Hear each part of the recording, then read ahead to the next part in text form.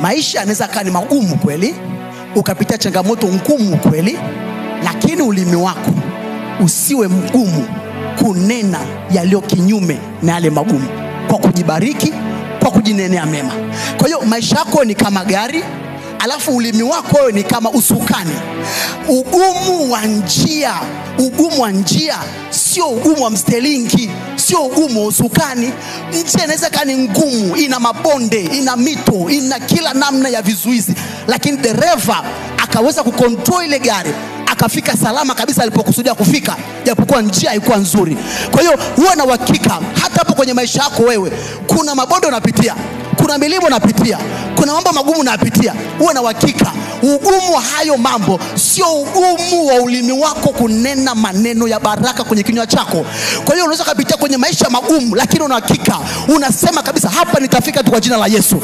Hapa Bwana atanisaidia, kama Bwana alinisaidia miaka 4 iliyopita, atanisaidia na hapa. Kwa hiyo kwenye maisha yako unajifunza kwenye moyoni mwako kuiprocess lugha ya Mungu, kuitangaza lugha ya Mungu, kutangaza mawazo yake. Kwa hiyo ugumu wa changamoto zetu tunazozipitia, huwa na uhakika hata kama kwa wakati huu ninapitia hali ya chini, lakini maneno yangu yataonyesha hali ya juu. Hata kama hapa sasa hivi kuna vitu vimekwama, lakini kwa maneno yangu nitaonyesha vitu vinaenda kwa jina la Yesu.